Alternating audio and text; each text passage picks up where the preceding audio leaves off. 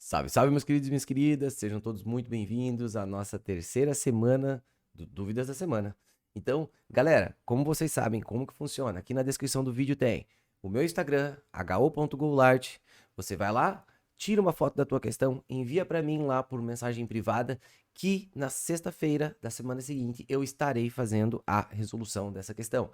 As questões que saíram essa semana, teve aluno que me mandou na terça, teve aluno que me mandou na quinta, teve aluno que me mandou agora de manhã cedinho, sabendo que eu ia publicar. E, cara, a gente vai estar resolvendo tudo, ok? Então vamos lá, vamos ao nosso ponto. Primeira questão que a gente vai ter vai ser uma temática de potencial elétrico, assunto que eu trabalhei com meus alunos em sala de aula essa semana.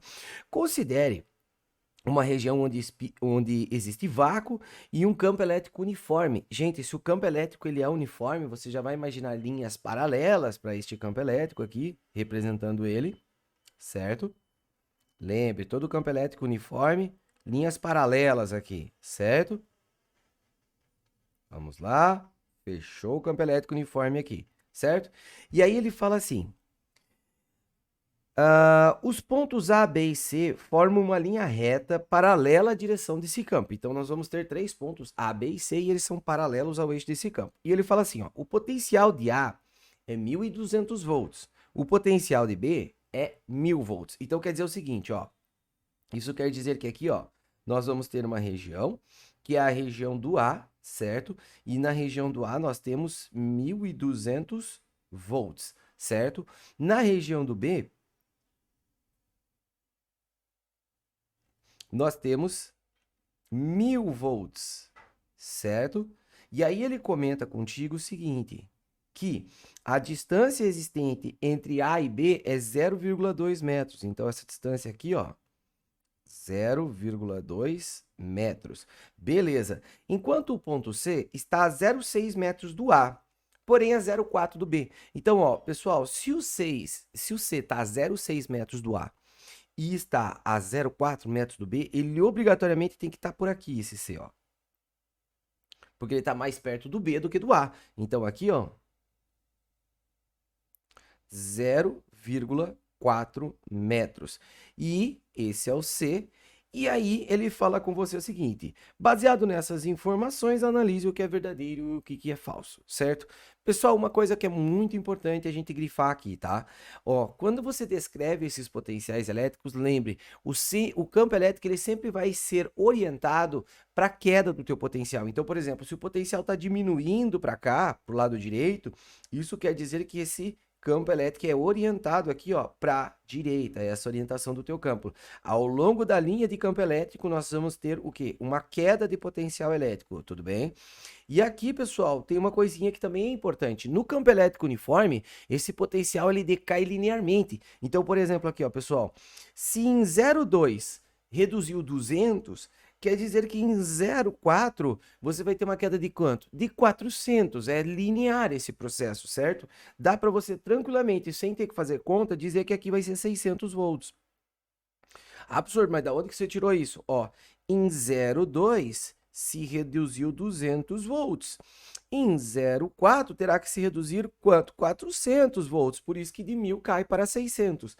E isso aqui é dado pela seguinte equação. Se você quiser demonstrar matematicamente essa situação, você usa campo multiplicado pela distância será igual à diferença dos dois potenciais, V1 menos V2, certo? Então, por exemplo, olha só, se eu pegar a análise aqui, puxando entre o potencial A e B, que relação que eu encontro? Eu encontro assim, ó, o campo multiplicado pela distância entre A e B, que é 0,2, é igual à diferença dos dois potenciais. Um é 1.200 e o outro é 1.000.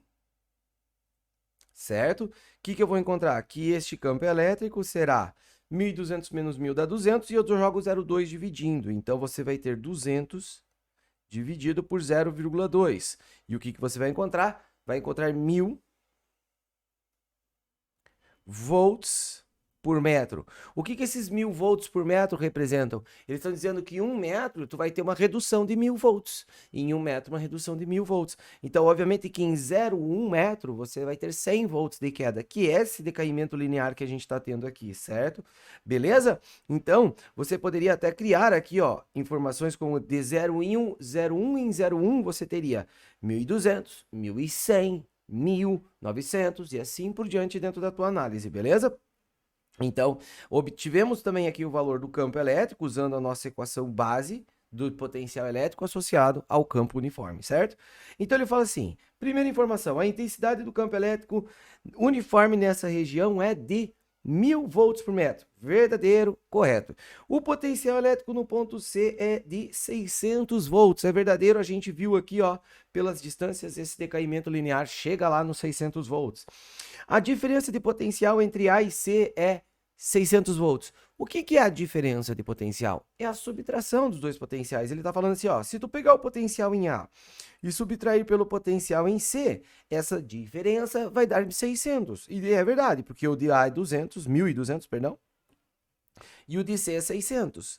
E esse resultado dá 600 volts de diferença, certo? Então, verdadeiro esse nosso item.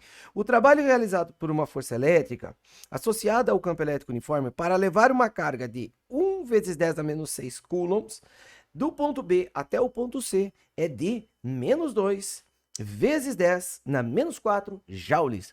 E aí você vem, pô, professor, como é que eu calculo esse tal de trabalho da força elétrica? Bom, o trabalho da força elétrica, meus queridos, é sempre o produto da carga elétrica que você está realizando o deslocamento dela, com o quê? Com a diferença do potencial de origem e o potencial de chegada. Os dois potenciais. Então, olha só, ele está falando para você que a carga elétrica que você está pegando é uma carga elétrica de 1 vezes 10 a menos 6 coulombs. Já vamos anotar então aqui, ó. A carga é 1 vezes 10 na menos 6, certo? Qual que é o potencial de origem dela? O potencial de origem, ele está falando que você está movendo do B até o C.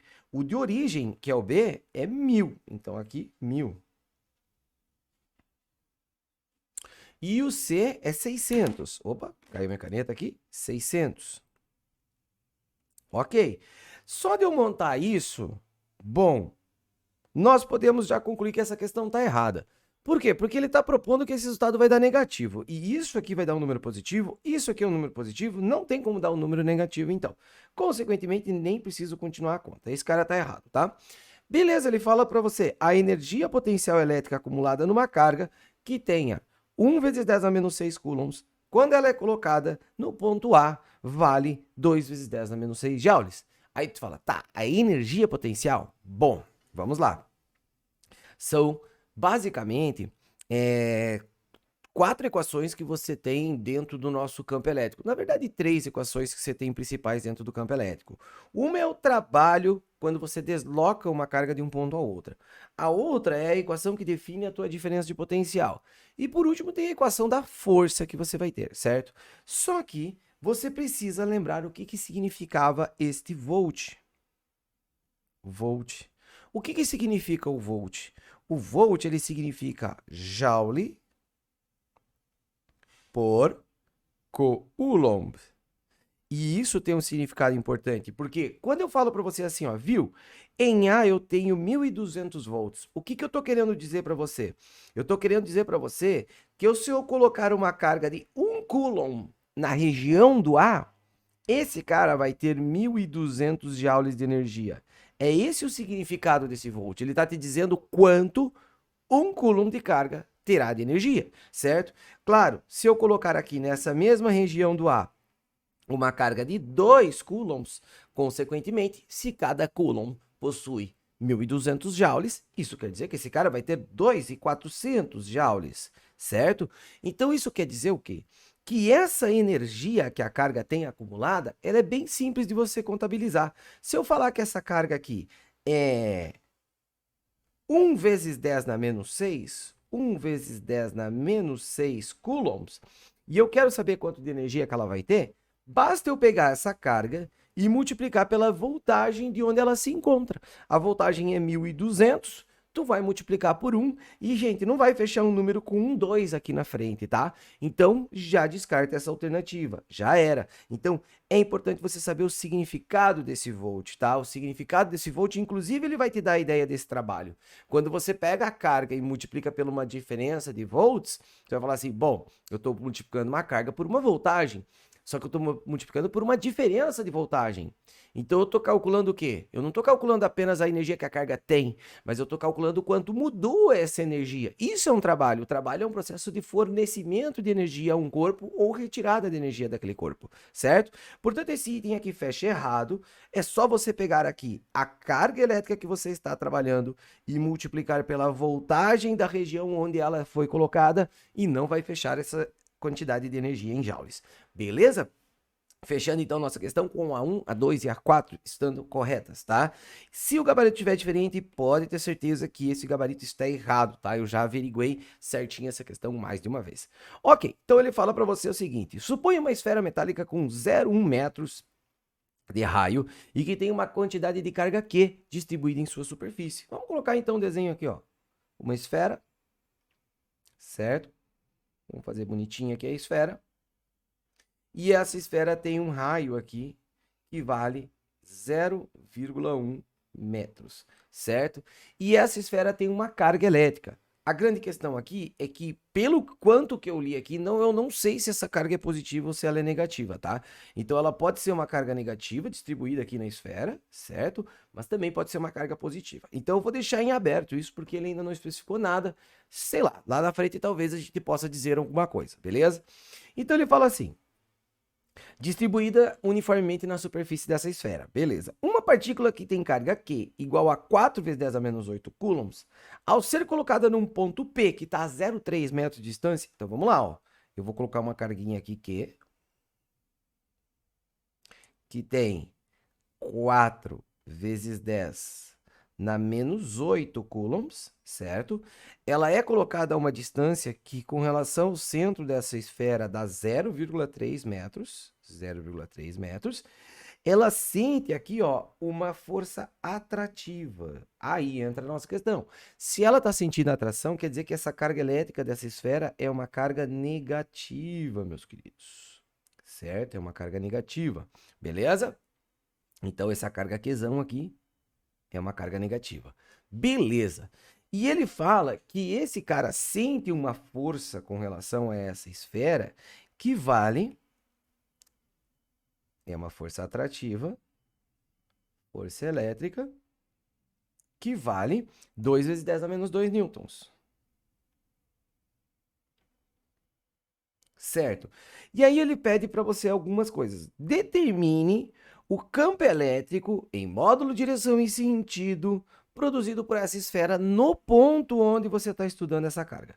E aí a gente vai usar um conceito que é o seguinte, olha só. Toda vez que você está sentindo algum tipo de força elétrica, é porque existe algum tipo de campo atuando sobre você. E a gente vai entender o seguinte, ó, na letra a força elétrica, ela é oriunda de um campo que está atuando sobre ela. Esse campo, multiplicado pela sua carga, vai dar essa força. Então, aqui a gente vai ter o seguinte, ó. A força elétrica dá 2 vezes 10 elevado na menos 2. O campo elétrico que ela está submetida, eu não sei qual é o valor dela. Quem produz esse campo, inclusive, é a carga Qzão, tá?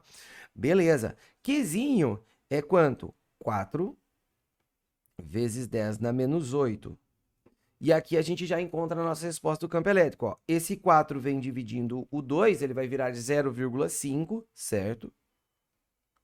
2 dividido por 4, 0,5. E o 10 na menos 8 vai lá para o outro lado como 10 na mais 8. Então, vai ficar 10 na menos 2 com 10 na mais 8, certo? E aí, o valor desse campo fecha 0,5 vezes 10 na 6. Campo pode ser volts por metro ou newtons por coulomb, tanto faz, tá? Newtons por coulomb vou colocar aqui porque a gente está analisando a força que ele está fazendo para cada coulomb de carga, certo? Bom, beleza. Agora, qual que é a orientação desse campo? Você tem que pensar assim, ó. Carga negativa faz campo, ó, puxando. Se for carga positiva, faz campo expulsando. Então aqui, ó, o que acontece? A orientação desse campo elétrico, você tem que pensar que quem produz esse campo elétrico é a carga negativa. Então é como se ela estivesse puxando aqui, ó. Essa é a orientação do campo elétrico. Então a gente deu o módulo, que é 0,5, a direção que eu vou dizer que é horizontal, de acordo com o meu desenho. Eu poderia até dizer que a direção era no mesmo eixo de conexão entre o centro da esfera e a carga elétrica proposta, e o sentido é em direção à esfera. Aqui eu vou colocar para a esquerda, horizontal para a esquerda, certo? Por causa do desenho. Mas se eu fosse assim, imaginar uma situação genérica, eu teria que falar, bom, esse cara pode estar em qualquer ponto que seja 0,3 metros. Então a direção vai ser no eixo entre os dois e orientado para o centro da esfera Qzinho, certo? Ok, beleza. Ah, faltou um S aqui do meu esquerdo aqui. Aí, esquerda, beleza. Agora vamos lá, letra B. Letra B, ele está te questionando o seguinte, ele está te perguntando qual é o valor da carga quesão. Na letra B, para você encontrar a carga quesão, você pode usar duas coisas. Você pode pensar assim, ó, eu sei qual que é o campo que essa carga quesão está produzindo. Então, eu vou fazer o seguinte, o campo é dado como K, o valor da carga quesão, que é aquela que está produzindo o campo, dividido pela distância ao quadrado. Esse é um dos caminhos. Outro caminho é você pensar pela força elétrica. Tu falar assim, pô, força elétrica é K, Q1, Q2 sobre D quadrado. Tu tem a carga Q1 e tu vai encontrar a carga Q2 nessa discussão, tá? Então, olha só. O campo elétrico que ela está produzindo é 0,5 vezes 10 elevado na sexta, igual a K, que é a nossa constante eletrostática. A constante eletrostática aqui é 9 vezes 10 na 9, tá ali embaixo. Ele não propôs, é de vácuo, né? Aqui a carga quesão e dividido pela distância ao quadrado. A distância ao quadrado é 0,3, tá? Então eu vou pegar aqui, ó, 0,3 quando eu elevar ao quadrado, ele é 3 vezes 10 na menos 1, tá? Metros. Então, eu vou fazer 3 vezes 10 elevado na menos 1 elevado ao quadrado, certo? Bom, 3 ao quadrado vai fechar 9, então eu vou poder cortar esse 3 com esse 9, beleza. Aí é só jogar os expoentes para o outro lado e já vai sair o valor da minha carga quesão. Quesão vai ser quanto? Ó, 0,5 vezes 10 na 6 é o que eu tenho aqui do meu lado esquerdo, certo? E aí, eu tenho que pegar o 10 na 9 e jogar para o outro lado, vai virar 10 na menos 9. E cuidado, eu tenho um 10 a menos 1 na parte de baixo da minha conta. Eu vou jogar ele multiplicando. Então, 10 a menos 2 aqui. O 10 a menos 1 vai ser elevado ao quadrado, vai virar 10 a menos 2. Eu vou jogar ele multiplicando, certo? Então, o que vai acontecer? 10 a menos 9 com o 10 na 6 vai dar 10 na menos 3. E 10 na menos 3 com 10 na menos 2. Fechou o valor dessa carga. É 0,5 vezes 10 na menos 5 coulombs. Tudo bem? É isso? Fechou. Só cuidado que essa carga ela é negativa, tá? Se ele tivesse pedido em módulo, era 0,5, tá? Mas como ele pediu o valor da carga, é menos. A gente viu que ela é uma carga negativa lá no início da minha questão, porque ela atraía a carga positiva, certo? Questão difícil, né? Aí, calcule o potencial na superfície da esfera. Aqui, duas coisinhas. Como que tu calcula o potencial na superfície da esfera? E a letra C, o campo elétrico dentro da esfera. Bom, a letra C, o potencial que você calcula na esfera é sempre K, a carga da esfera dividido pelo raio dela. KQ sobre R, certo? Então aqui vai ficar K, 9 vezes 10 elevado na 9, que a carga dessa esfera aqui é menos 0,5 vezes 10 elevado na menos 5, tudo isso dividido pelo raio dessa esfera, que é 0,3. 0,3 eu já vou colocar 3 vezes 10 a menos 1. Eletrostática é uma maluquice, né? Corto 9 com o 3 aqui, esse cara vai ficar 3, certo? 3 vezes 0,5 vai dar 1,5, né? Então, esse potencial vai ficar menos 1,5 vezes 10 em qual expoente? Bom, o menos 1 vai subir com o mais 1, certo?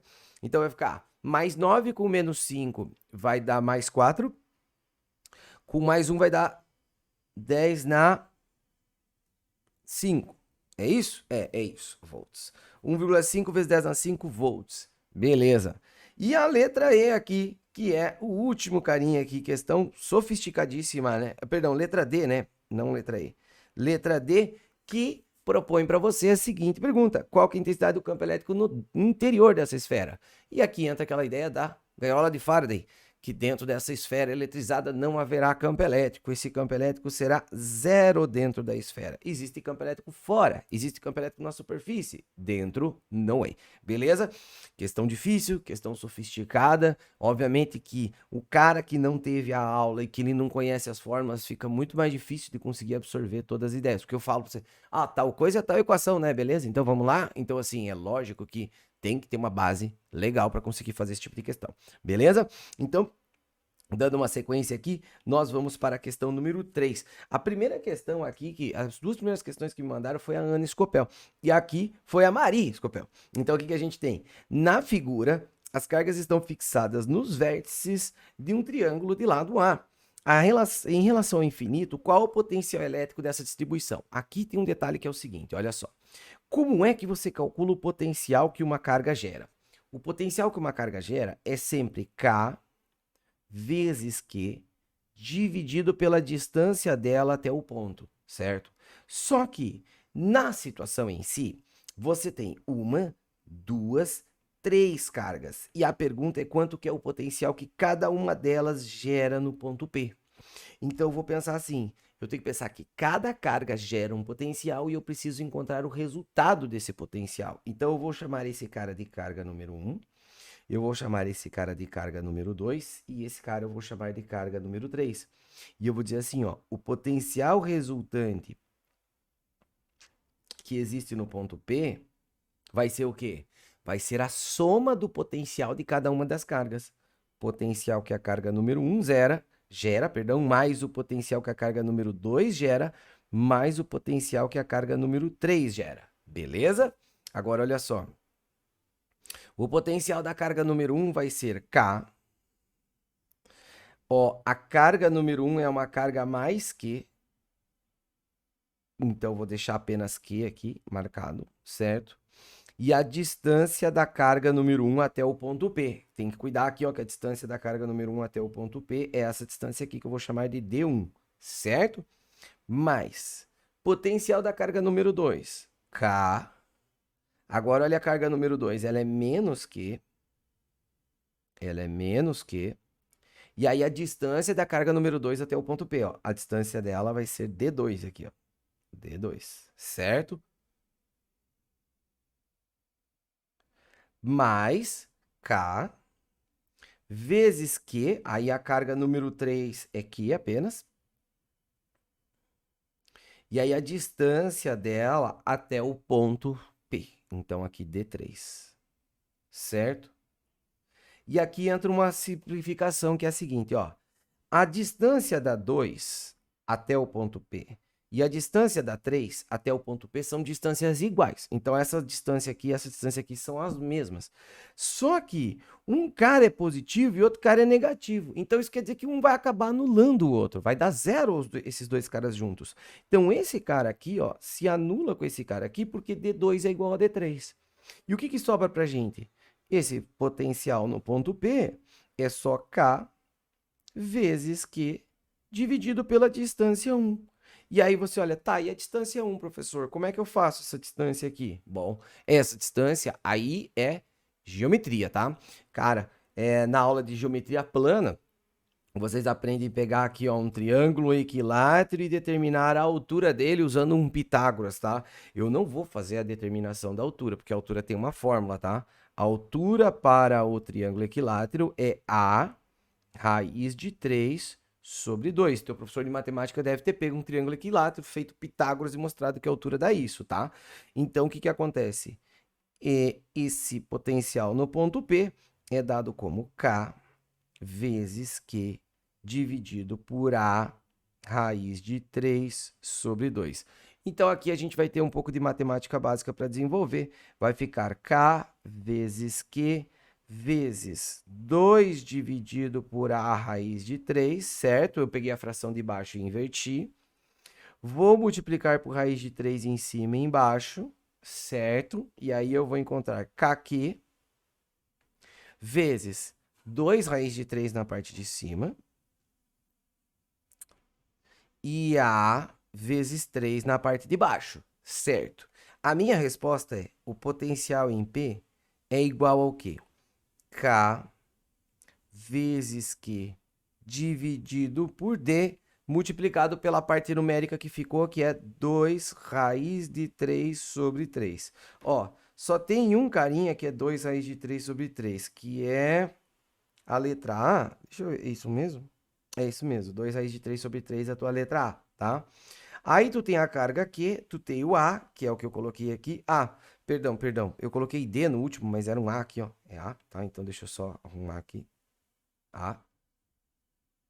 Beleza? Tu tem o Q e tem o A. Só que aí tu tem esse negócio estranho aqui, ó.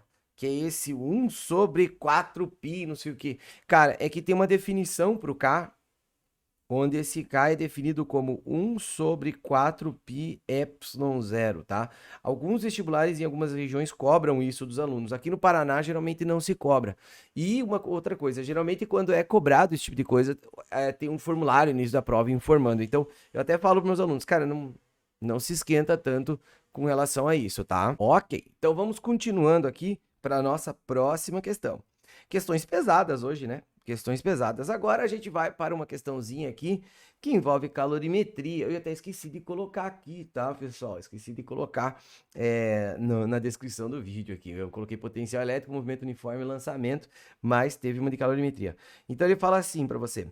Considere uma garrafa de vidro totalmente cheia d'água e hermeticamente fechada, submetida a alterações de temperatura. No contexto, assinale o que é correto. Essa questão número 4, se eu não me engano, na apostila tem o gabarito como a 1 estando correta, tá? Mas essa 1 está errada, porque ele fala assim, ó, diminuindo a temperatura do sistema, desde que a água permaneça em estado líquido, o volume da água diminui. Galera, a água ela tem aquela característica de ter uma dilatação anômala. Então, o que acontece? Lá nos 4 graus Celsius, ela tem uma distorção no formato da dilatação dela. Então, se você pegar o volume dela e comparar com a temperatura, esse volume diminui à medida que você está resfriando ela, que é o que acontece normalmente com os materiais. Você reduz a temperatura, ele diminui o volume. Só que quando chega no 4 graus Celsius, ele começa a dilatar, começa a aumentar. Então, quando ele fala assim, se você está diminuindo a temperatura, desde que a água permaneça líquida, bom, nos 4 graus Celsius ela ainda está líquida. Ele fala que o volume da água diminui. Não obrigatoriamente, porque entre os 4 e os 0 graus Celsius aumenta. Claro, em toda outra faixa antes disso, isso não ocorre, mas como a água ela tem essa peculiaridade, dessa particularidade, obviamente que eu não posso marcar isso verdadeiro, tá? Agora, se a variação da temperatura for de 15 graus Celsius até menos 5 graus Celsius, a garrafa não romperá. Galera, o que está acontecendo aqui, ó? É lógico que essa é uma situação que romperá a garrafa. Por quê? Porque você sabe que a garrafa, que é um material de vidro, ele vai sofrer uma dilatação de que forma? Ele vai sofrer uma dilatação de forma que quando você resfria ele, ele diminui de tamanho. Só que a água que está dentro dele vai diminuir um pouco de tamanho e depois ela vai começar a aumentar de tamanho. Então, quando ela começar a aumentar de tamanho, você vai ter a água aumentando e a garrafa diminuindo. Claro que existe chance de você causar um rompimento. E é lógico que eu estou falando que existe chance, não estou falando que vai obrigatoriamente romper, porque depende, obviamente, dos volumes dos dois caras, tá? Então, errado esse item. Sendo o coeficiente de dilatação da água menor que o coeficiente de dilatação do vidro, a dilatação observada não é real. Sendo o coeficiente de dilatação da água menor do que o coeficiente de dilatação do vidro, a dilatação observada na água não é real. É meio mal feita essa frase, mas faz um pouco de sentido. Se você pensar assim, tipo, vamos supor que a água dilatou 1 milímetro, mas aí como a garrafa dilatou menos que isso, eu não consigo perceber que esse é 1 milímetro, tá? Mas se você está olhando só para a água, seria uma dilatação real, tá? Então, assim, em questão de observação, quando você observa, a gente tem a definição de dilatação aparente, que é aquela situação assim, ó, tu pega um recipiente, tá? Você tem um líquido aqui, aí você dilata, aí vaza líquido. Aí tu pensa, bom, o quanto vazou do líquido é o quanto ele dilatou. Mas na verdade não é isso. O quanto vazou do líquido é a diferença entre o quanto o recipiente dilatou e o quanto o fluido dilatou. Então, como ele está falando o observado, eu vou aceitar a ideia de que esse observado é o que a gente consegue ver a olho nu, tá? Mas se você falar assim, tá, mas eu tô observando isso com equipamento de medida de alta precisão e eu tô analisando somente a água. Como que isso não é real? Então, entende que essa palavra observada, ela pode gerar uma dupla interpretação? Então, assim, você está falando sobre a observação. Agora, como você está fazendo essa observação? Você está fazendo num laboratório, de uma forma detalhada, ou você está fazendo a olho nu, certo? Eu vou marcar verdadeiro esse item, porque geralmente a gente fala que a observação, a dilatação aparente, é o que você observaria a olho nu, pelo menos é o que te daria uma impressão a olho nu. Então ele usa geralmente esse termo de observação, tá? Mas teria que ser um pouco mais bem escrito isso, tá? Aquecendo o sistema, o volume interno da garrafa aumenta enquanto o volume da água permanece o mesmo? Não, né, pessoal? Isso não, tá? Então, pessoal, ó, por isso que a gente vai marcar o item 4 apenas sendo o correto. Tudo bem? Certo? Então, obviamente que a água não muda o volume dela. Como é que vai permanecer o mesmo? A água vai deixar de dilatar, certo? Portanto, é o item 04. E se eu não me engano, na questão original, ele fala que o 1 está correto, mas o 1 está errado, tá, pessoal? Então, tem uma peculiaridade ali, não na original, no gabarito da apostila, tá?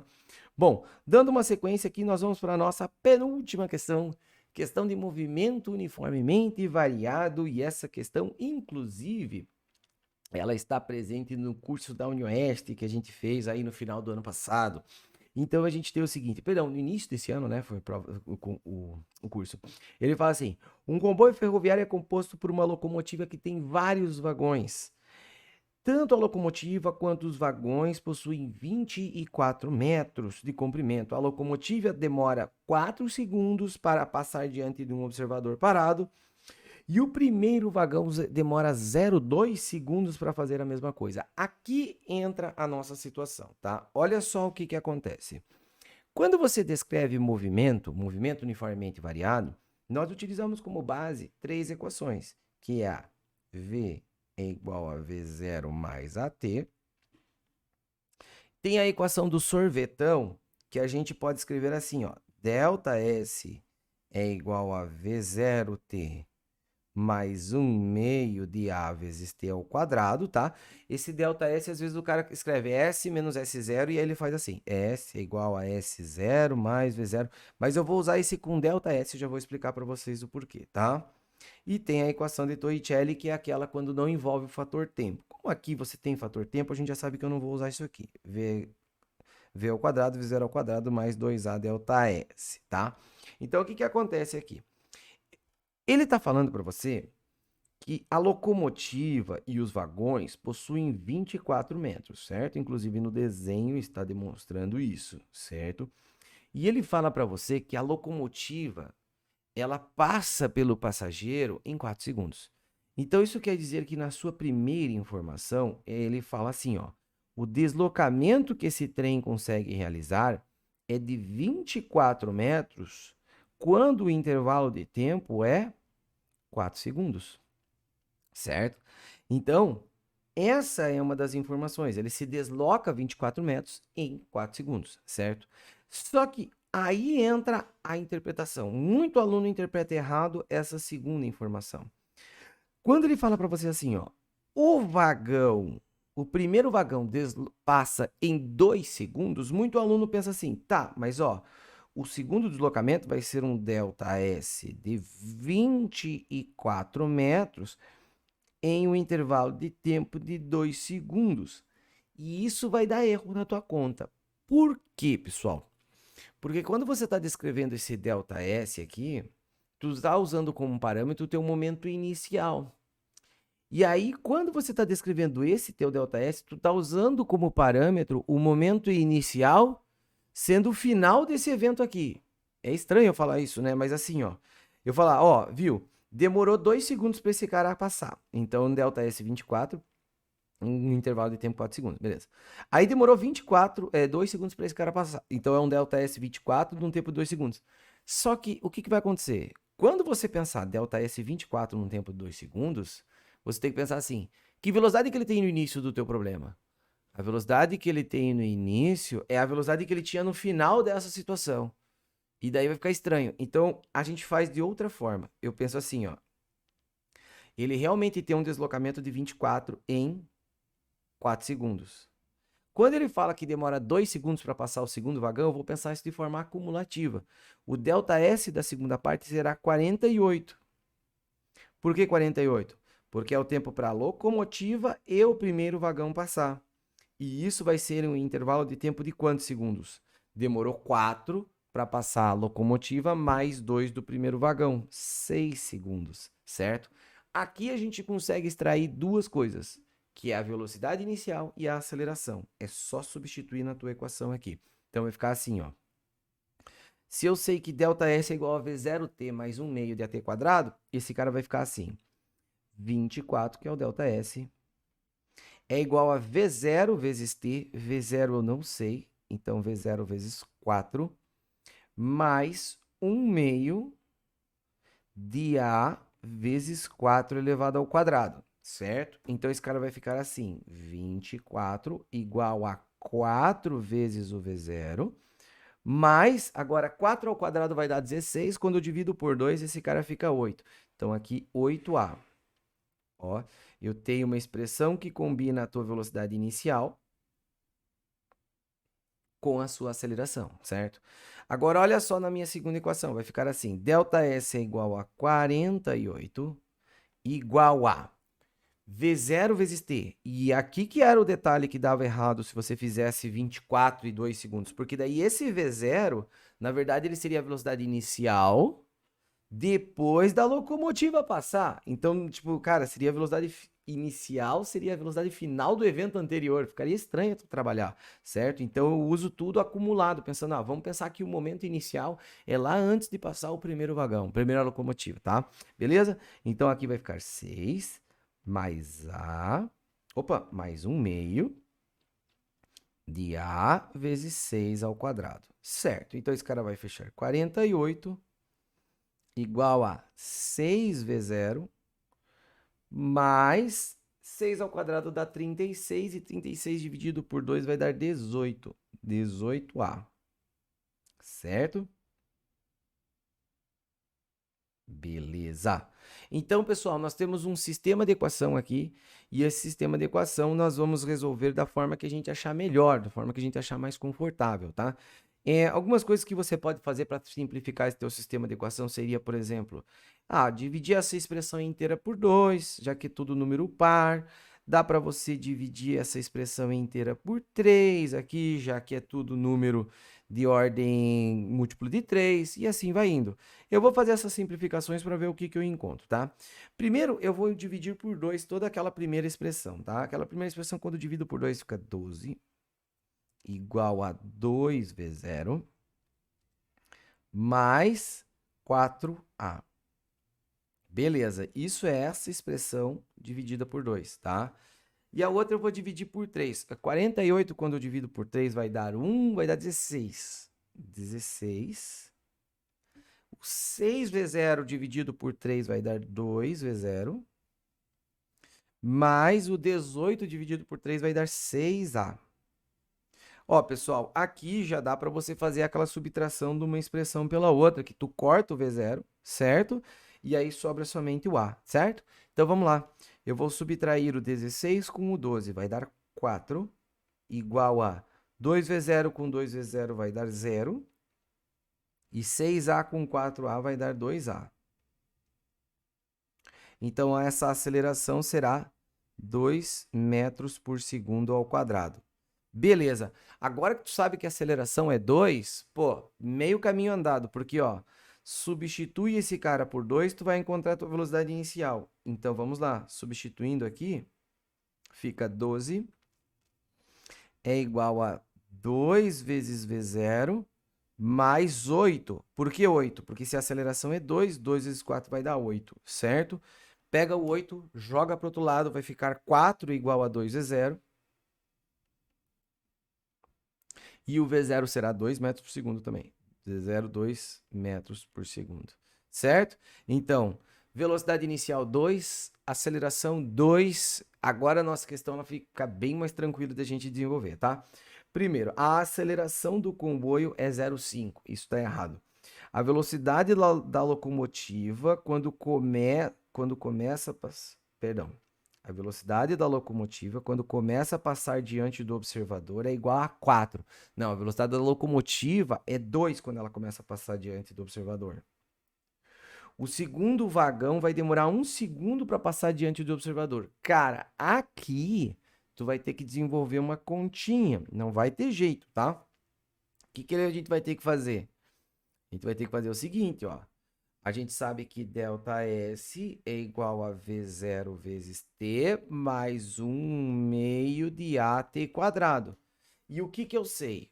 V0 é igual a 2 metros por segundo e A é igual a 2 metros por segundo ao quadrado, certo? Para passar o segundo vagão, tem que ter passado a locomotiva, que é igual a 24. O primeiro vagão, que é mais 24, e o segundo vagão, que é 24. Então, 24 vezes 3 dá 72.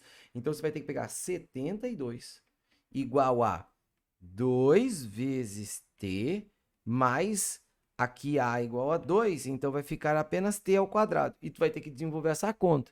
E ainda tu vai ter que ver, pô, que resultado que tem que dar? Tem que dar 7, porque ele demora 4 no primeiro. Aí ele vai demorar 2 no segundo, acumulando 6. E daí vai ter que demorar 1 no terceiro, que daí vai fechar os 7 segundos. Aí esse T tem que dar 7. Cara, não tem pra que tu desenvolver. Tu tem que ver aqui, ó. Substitui 7 aqui, ó. 7 ao quadrado dá 49. 2 vezes 7 dá 14. 14 com 49 dá 72? Não, não dá 72, né? Então você não vai resolver a tua conta. Substitui o t por 7, porque tem que fechar 4 com 2 com 1, certo? E aí fechando 7. E aí, se desse 72, ok. Se não deu 72, já era. Questão difícil, né, de fazer, tá? E aí ele fala assim: quando o primeiro vagão começa a passar diante do observador, a velocidade do comboio é 36 km por hora. Então vamos lá. Quando o primeiro vagão começa a passar. Então vamos lá. Ó. Para a passagem do primeiro vagão, isso quer dizer que já se passou um tempo de 4 segundos. 4 segundos. Então isso quer dizer o quê? Se a sua velocidade inicial são 2 metros por segundo e se a aceleração são 2 metros por segundo ao quadrado, quer dizer que a cada segundo está aumentando 2 unidades na tua velocidade. Então, daqui 1 segundo, esse cara é 2. Perdão, é 4, perdão, aumentou 2, né? De mais 1 segundo, esse cara vai ser 6. Mais 1 segundo, esse cara vai ser 8. Mais 1 segundo, esse cara vai ser 10. O que eu estou fazendo? Ó? 1, 2, 3, 4 segundos. É o tempo que demorou para esse cara passar. Então, esse trem ele está ganhando velocidade de forma que a cada segundo aumenta 2 unidades. Então, o que acontece? A hora que o primeiro vagão vai passar por você, a velocidade desse trem é a velocidade após 4 segundos do momento inicial. E essa velocidade é 10 metros por segundo. 10 metros por segundo você vai transformar em quilômetros por hora, faz vezes 3,6, vai dar os 36 quilômetros por hora. Questão cabulosa. Cabulosa. Questão difícil, né? Então, assim, obviamente que uma estrutura de questão como essa, ela é para você perder muito tempo. E a Unioeste, antigamente, ela tinha essa cara. Se você pegar essa questão da Unioeste e for pesquisar, se eu não me engano, ela é 2014, tá? Uma questão mais antiga. Hoje em dia a prova é mais leve, não tem como você desenvolver tudo isso de conta de uma questão só. Olha o tempo que eu demorei para fazer isso, tá? Então, fechando aqui, ó. Bom, questão número 5. Quem mandou esta questãozinha foi a Catiane. E aí a gente fecha a nossa lista. Ó, um corpo é lançado de um alto de um prédio com uma altura de 9 metros e com uma velocidade de 20 metros por segundo, com um ângulo θ. Sabendo que o seno desse ângulo θ é 0,6, calcule o alcance do corpo e o ângulo formado pelo vetor velocidade vertical do momento em que ele atinge o solo. Olha só. Então, o que acontece aqui? Vamos lá. Primeiro, pessoal, vamos desenhar o que está acontecendo. Deixa eu apagar aqui para ficar mais retinho aqui, ó. Então, vai ficar assim. Nós temos um prédio, certo? E você tem um objeto que está sendo lançado aqui, ó, com uma velocidade de 20 metros por segundo. Sua velocidade inicial, 20 metros por segundo, certo? E aí esse cara vai realizar uma trajetória aqui de parábola e vai cair no chão aqui.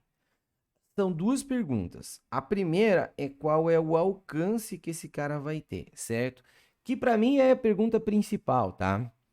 Como que você determina um alcance? Ó, toda vez que você for fazer um alcance de um lançamento, você tem que saber quanto que ele tem de velocidade para frente, que é o que a gente vai chamar de V0x, e você tem que saber quanto tempo ele ficou no ar voando. Tempo no ar. Então, o nosso objetivo é duas coisas nessa letra A. Primeiro, saber quanto que é a tua velocidade em eixo x e também saber o tempo que ele ficou no ar. Como que nós fazemos isso? Bom, primeiro, a gente sempre vai encontrar o Vx e o Vy. Como que você faz isso? Ó, o V0 em eixo x é sempre a tua velocidade inicial, ó. Você vai ter um ângulo multiplicado pelo cosseno desse ângulo θ. E o V0 em eixo y vai ser essa mesma velocidade inicial multiplicado pelo seno. Sempre falo para meus alunos, lançamento oblíquo, a primeira coisa que tu faz é decompor a velocidade. Depois tu pensa em fazer alguma outra coisa, tá? Aí aqui, ó, a tua velocidade inicial é 20. Tua velocidade inicial é 20. E o cosseno desse cara, ele não informou, mas ele informou o seno, tá? E aqui tem que lembrar que se o seno é 0,6... o cosseno é 0,8. São dois valores clássicos de seno e cosseno, que a gente usa bastante na matemática. Então, aqui, eu até posso deduzir para você, mas, cara, esse cara tem que saber de cor. Assim como se ele passar o cosseno 0,8, tem que saber que o seno é 0,6. Então, vai ficar como? O V0x vai ser 20 vezes 0,8. E o V0y vai ser 20 vezes 0,6. Opa, não igual, vezes 0,6. Certo? Então, a gente vai ter as duas velocidades iniciais. Velocidade inicial em eixo x é 16 metros por segundo. E a velocidade inicial em eixo y, ela é 12 metros por segundo. Beleza. Primeira coisa, pegou um lançamento oblíquo, tu tem que decompor a tua velocidade para começar a pensar em resolver o teu problema. Tudo bem? Agora, vamos lá. Como é que eu vou encontrar esse V0x? Já fiz. 16. Beleza. Agora vem o tempo que ele vai permanecer no ar. Esse tempo que ele vai permanecer no ar, eu vou carregar ele até o fim da minha questão, porque ele vai ser muito importante. Como que eu vou resolver? Eu tenho que pensar assim, ó, viu? O tempo que você permanece aqui no ar é uma coisa que não depende da tua velocidade em eixo x, porque a velocidade em eixo x só te leva para frente. Ela não vai definir se você vai cair mais rápido ou cair mais devagar. Ela só te leva para frente. Quem define o tempo que você vai ficar no ar é a tua velocidade lá em eixo y, no início. Que se ela tiver bastante velocidade em eixo y, ele vai subir bastante e aí depois vai cair, certo? Então, como que nós resolvemos? Nós resolvemos pela equação do movimento, ó. Nós temos que lembrar que ΔS é igual a V0 vezes T mais 1 meio de A vezes T elevado ao quadrado. E aqui tem um detalhe, ó. Tu se encontra numa altura de 9 metros com relação ao chão. E lá no chão você está na posição 0 metros. Então isso quer dizer que verticalmente você se deslocou 9 metros negativo. Teu ΔS é menos 9. Quanto que é o teu V0? O V0, a tua velocidade inicial, é 12 vezes T. E aqui tem um detalhe. A gravidade, ele passou para você sendo 10. Só que ela é para baixo, então tu vai considerar ela negativa. Então esse cara vai ficar aqui mais 1 meio de menos 10 vezes o tempo elevado ao quadrado. Beleza? Que contarada estranha, né? Mas aqui vai sair legal a tua conta, tá? Então esse cara aqui, ó. Menos 10 sobre 2 vai dar 5 negativo. Eu vou jogar lá para o outro lado. Esse cara vai ficar mais 5 vezes o tempo elevado ao quadrado, tá? O 12 que estava positivo vai para o outro lado, menos 12t, certo? menos 9 igual a 0, certo? E aqui a gente tem que resolver esse Bhaskara para encontrar esse tempo no ar aqui, tá? E esse Bhaskara aqui não tá muito legal, porque tipo, eu não consigo simplificar aqui, né? O 5 é o menor número que a gente tem aqui. Até daria de eu tentar dividir tudo por 5. Se eu dividir tudo por 5, esse cara vai ficar 2,4, que é a soma dos dois números. E aqui 9 por 2,5 vai ficar 1,8. E 1,8. O produto tem que dar 1,8. Nossa, produto 1,8. Cara, esse cara deve ser um negócio como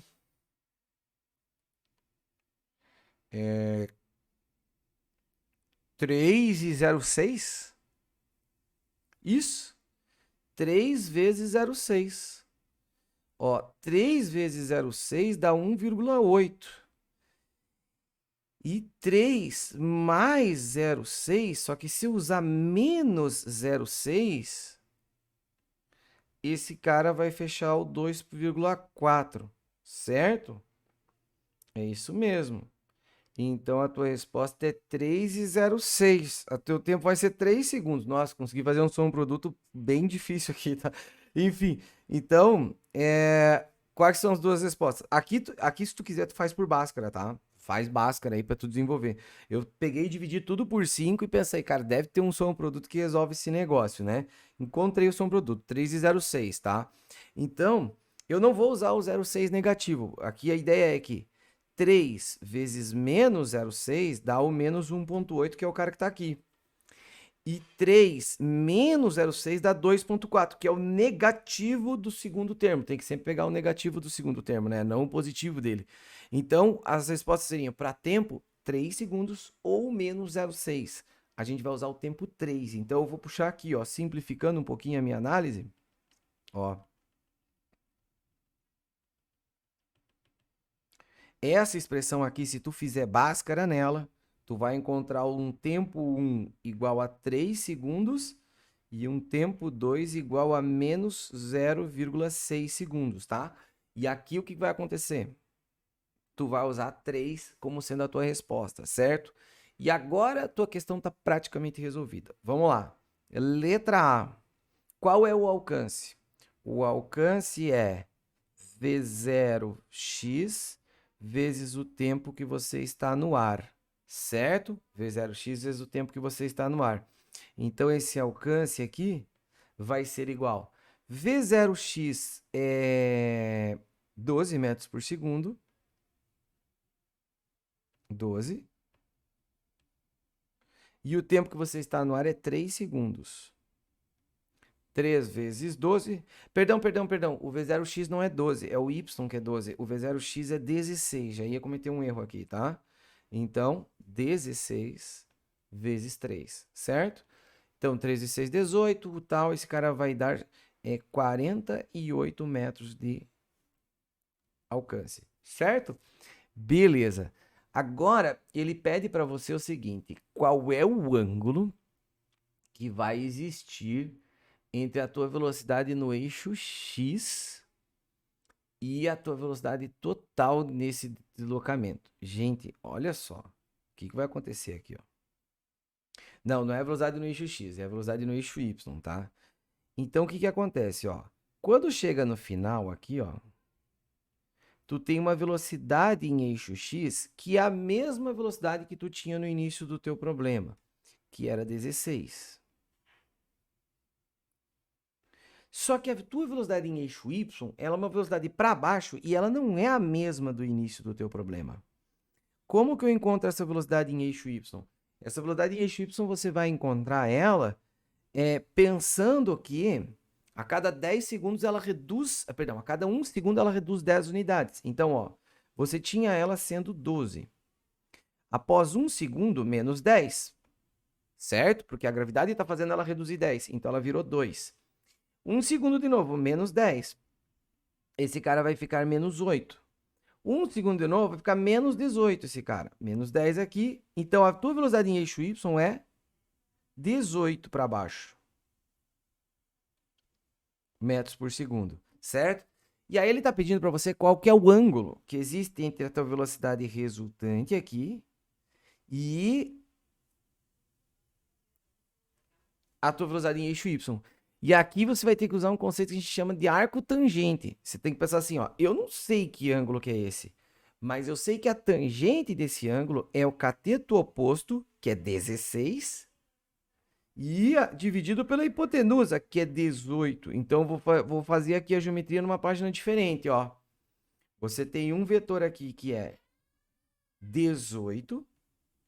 Como que eu tive que esse cara era 18? Ele era 16, demorou 3 segundos para cair no chão. Então, ele perdeu 10 no primeiro, porque a gravidade é 10. Então, você tem que perder, tá reduzindo 10. Perdeu 10, veio para 6.